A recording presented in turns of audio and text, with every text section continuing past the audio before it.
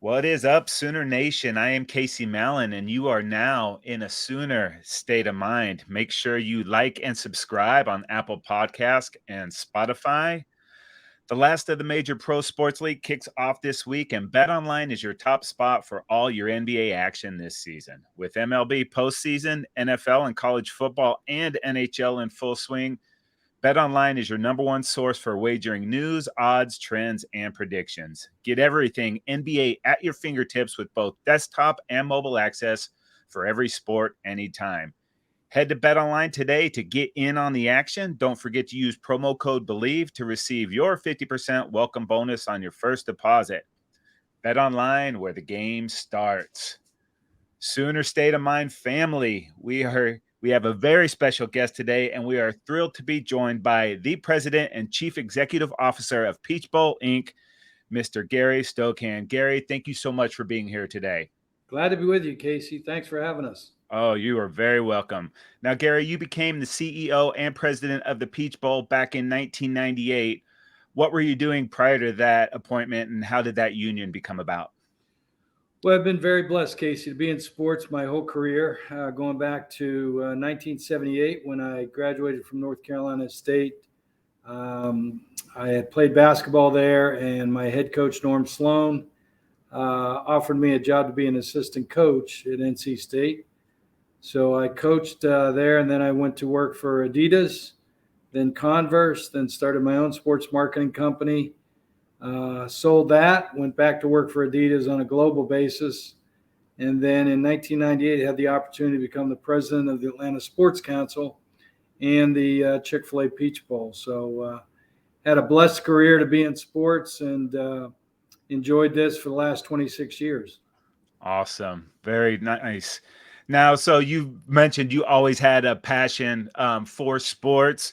Did you think you would go into basketball, or was it football on your mind? How did you go in that direction? Yeah, it's interesting. A lot of people say, how did a basketball guy become so deeply involved in football? But, to me, sports is a business, and all I've done is take my coaching experience and related it back to business, and it's held me in good stead for all these years. So sports is just such a great teacher of life, adversity, business, winning, losing, putting a team together, coaching a team, empowering a team, setting a vision, reaching goals.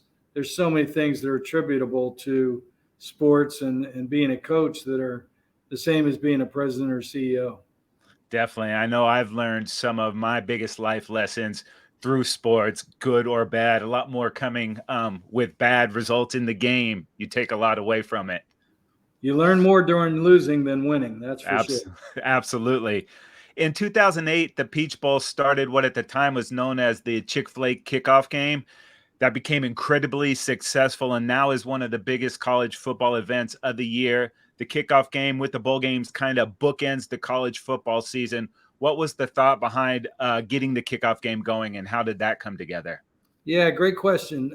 Back in 2006, the CFP, or BCS, I guess, at that time, decided to host another bowl game that would be the national championship.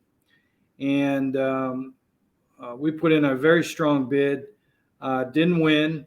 What happened was the four existing BCS bowls, the Rose, the Sugar, Fiesta, and Orange Bowl, talked the commissioners into double host model, where they would host their bowl game in early January, and then, 10 days later on a rotational basis, host the national championship game. So, we lost that opportunity, but 2007, the NCAA legislated a 12th game to the schedule. And so I went to my board and I told them, I said, I'm a very competitive person. I said, if they're not going to let us in the BCS on the backside, we're going to create the BCS on the front side of the season. And so I termed the phrase the Daytona 500 of college football. And we were going to open the game with a huge game. We were recruiting the College Football Hall of Fame at the time, which we were successful in bringing that in 2009 to Atlanta. And I struck relationship with Nick Saban when he was at LSU. He was now at Alabama. I had a good relationship with Terry Don Phillips, the AD at Clemson. So I called Terry Don, knew Clemson was going to be top 10 that year with C.J. Spiller and Taj Boyd and some of the players they had. And so I got Clemson to agree, and then I called Nick Saban to Alabama.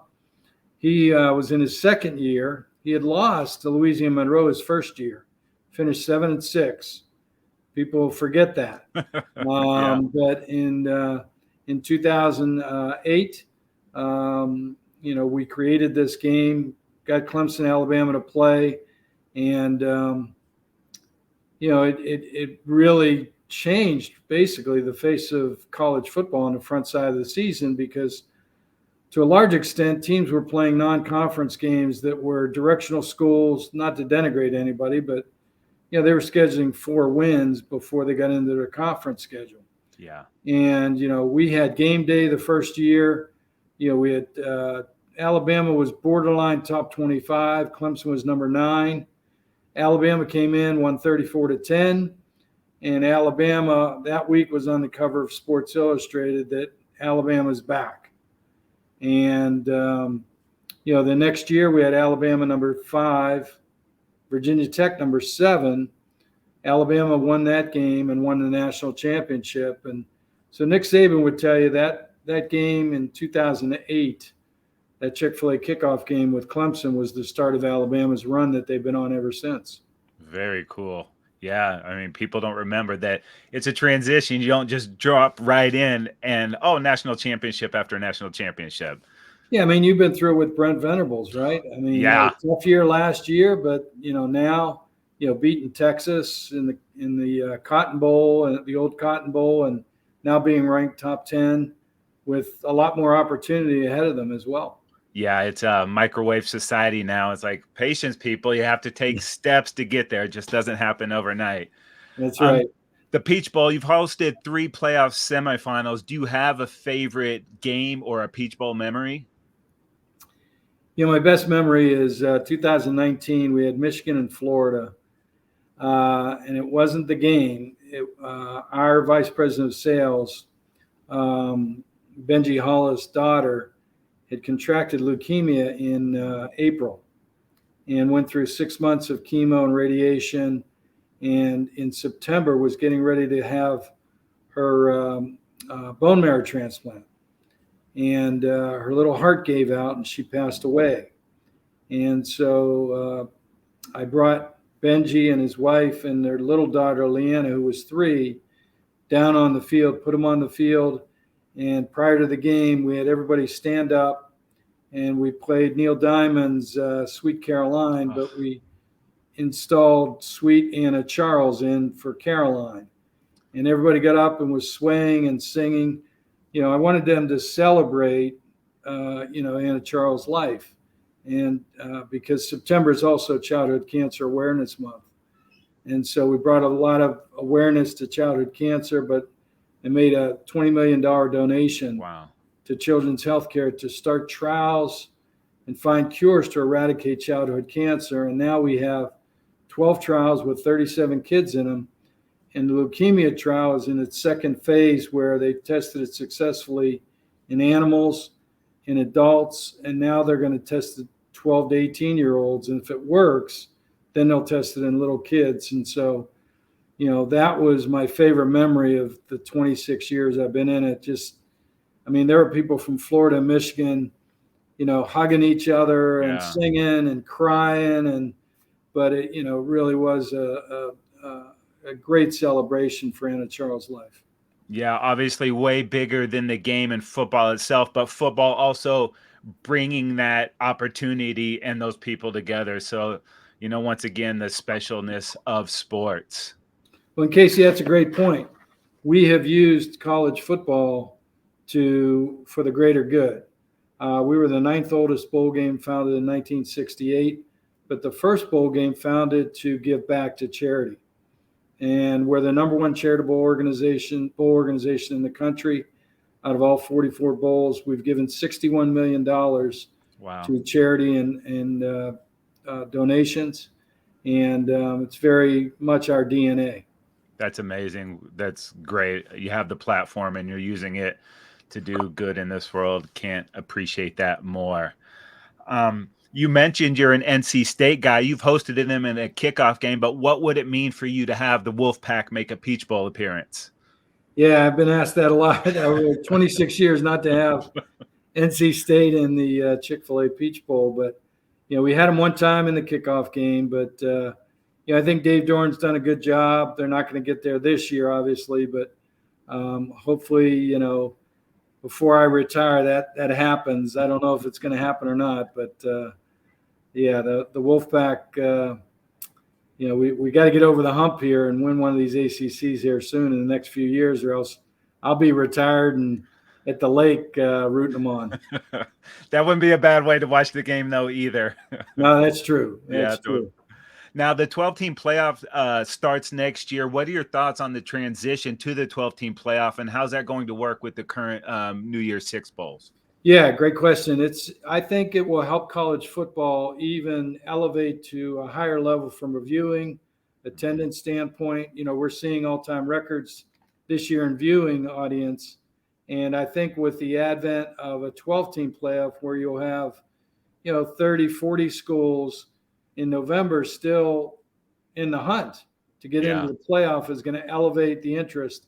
I also think with having now NBC along with, Fox, CBS, ESPN, all broadcasting college football, you're seeing more viewership or higher viewership because there's more people, more networks promoting the game. And so I think that will elevate the game. And then the playoff interest level is just going to be, I think it'll help high school football. I think it will help interest in football all the way across the board. So, I think we're going to see, even with all the turmoil going on right now in college athletics and in college football, I think you're going to see an elevation of interest level. And we're the second most favorite sport in the country right now, and I think that's only going to increase.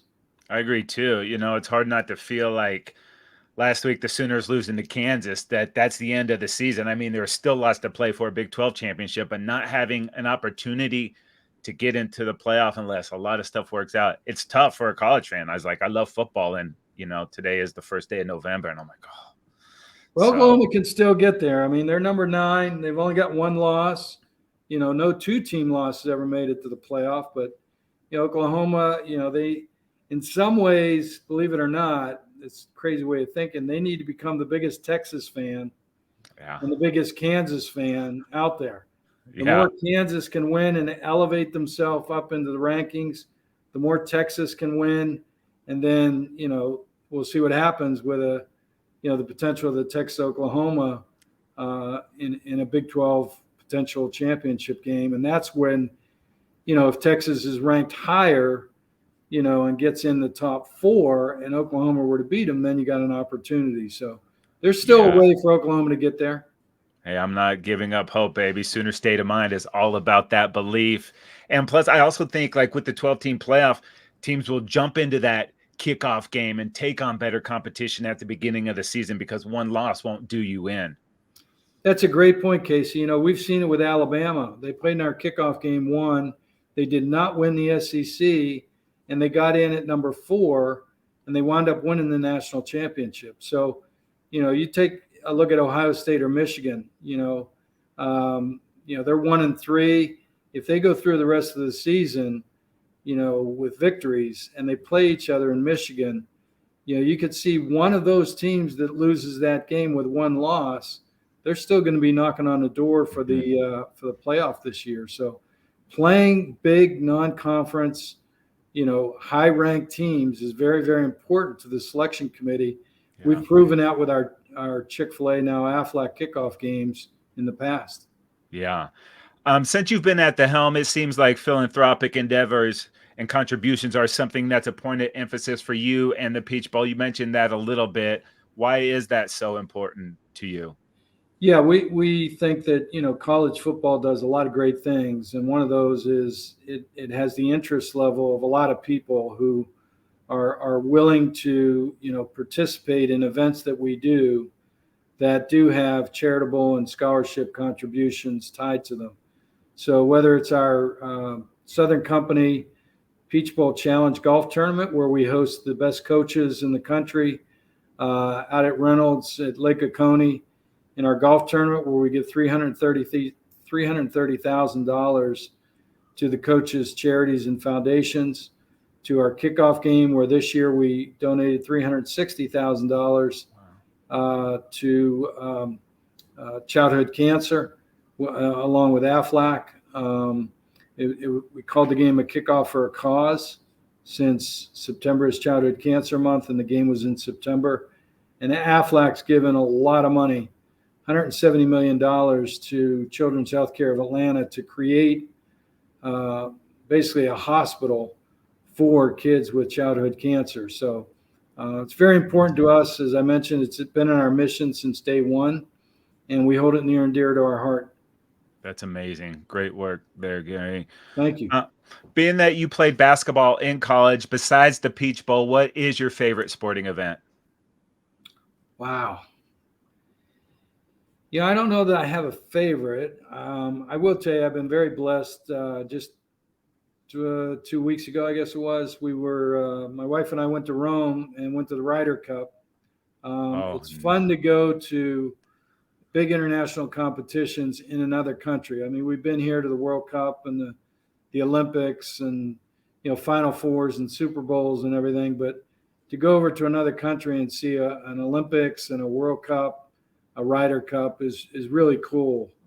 So I don't know that I have a favorite. NCAA basketball tournament is always near and dear to my heart. I shut down in March to watch every conference tournament game and every NCAA game. And I think that's interesting enough. That's what's going to happen with the playoff in college football. Yeah. I think it's going to take on that kind of across the nation entry or interest level. Whether you're in it or not, I think people are going to be really enthralled by the 12-team playoff. Absolutely. And the games are so close as is. Once you add a few more playoff games there and raise the stakes, I think it's going to just send college football, sky's the limit on where they can go with popularity. I agree. Gary, you played a major part in the relocation of the College Football Hall of Fame to Atlanta. Tell us a little bit more about your vision for that and why that was important to you to get it down there. Yeah, it was interesting. In 2001 or 2, I guess it was, I was in South Bend for their induction ceremonies, which is where the Hall of Fame used to be. And I went through with Mel Moore, who was AD at Alabama and had been an assistant football coach at Notre Dame. And as we walked through, we got done, and I thought it was very antiquated, really behind times a little stagnant. And Mel said, Gary, it's interesting. There's nothing with Coach Bear Bryant in this Hall of Fame. And I said, that's interesting. How could that be? And so I came back. I thought about it a little bit, and I said, you know what? If that thing were in Atlanta, it would be huge, because Atlanta is, we hadn't had pro sports till 1966. I grew up in Pittsburgh, Pennsylvania, where, the Steelers and the Pirates have been around forever. Mm-hmm. But pro sports didn't hit Atlanta till 1966. And so the colleges really in the Southeast, let alone Atlanta, are the pro teams. Because year after year after year, they've had generations of followings. And so I said the South is going to be a great place to put this.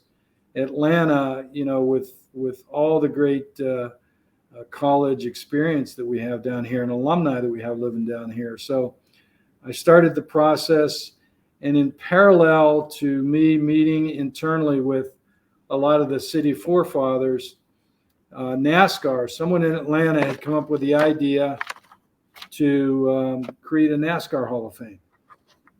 They took it to NASCAR, and NASCAR said, yeah, this is a great idea. We don't have a Hall of Fame. We're going to bid it out.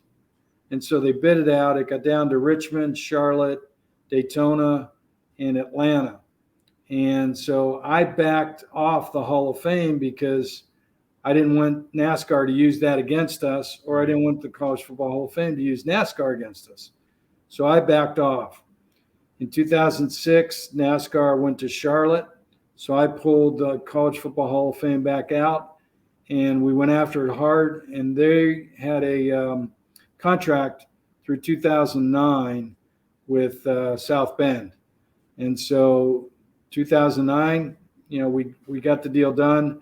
I signed a 30-year license, became the CEO of Atlanta Hall Management, and we start raising money and created the exhibit experience, the design, the space, and everything. And we opened in 2014. So that was a labor of love. It's probably the hardest thing I've ever done, but one of the most rewarding. And I think it's been rewarding for college football and for the city of Atlanta as well. Oh, And fame, absolutely. which is what Yeah. it's all about. Nice. You mentioned you've worked for some of the biggest brands, Adidas and Converse. You've also worked with some of the biggest athletes on the planet, Kobe Bryant, Karl Malone, Larry Bird, Magic Johnson. Was there a common trait that all those athletes had that you saw in them? Yeah, I think when you get to the pro level, especially those people that you mentioned, there was a difference. There's pros, and then there's the elite, the exceptional. And whether it was Bird or Magic or Kobe or Carl, all of those had something special that they wanted to be the best, and they became the best during the most difficult times, during the playoffs, during championship runs. And so it was fun to be around them. It was fun to interact with them. I've been very blessed, whether it's Herschel Walker or Michael Jordan or Kobe Bryant or Larry Bird, Magic Johnson, you mentioned. I mean, Mike Krzyzewski, Nick Saban. I've been around a lot of great athletes, great coaches, great administrators, and they all have something a little bit more special that separates them Right. from other people. So yeah, I've been very blessed to call them friends and have relationships, both contractually and business wise. Amazing. With a lot of great people in sports. Awesome. That is so cool. All right, Gary, I've got one more for you. Obviously, an amazing career. What's the best piece of advice you've gotten along the way? And what's the one piece of advice you would offer that you can share with our listeners? Yeah, the one piece of advice I would share is, my philosophy in life is God's gift to you is life. Your present to Him is maximizing the God-given potential and talents that He's enriched you with.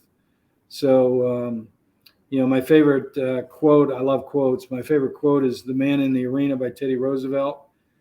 Just the opportunity to play, the opportunity to participate, the opportunity to be involved, is what it's all about, and what you do with that. So, and I always advise young people, look, find your passion in life, whatever it is, and do everything you can to follow it. Because if you're passionate about something, you'll get good at it. If you're passionate about it, you like it, you'll get good at it. If you're good at something, people are always going to want to be involved with you, and you'll be successful. So those are a couple things I would philosophize about. Awesome, Gary. Thank you so much. We really appreciate you joining us. What a treat. Once again, that's Gary Stokan, the president and CEO of Peach Bowl Inc. We'll be back in a couple days to talk Bedlam. Sooner State of Mind is brought to you by Bet Online. My name is Casey Mallon, and I am in a Sooner State of Mind.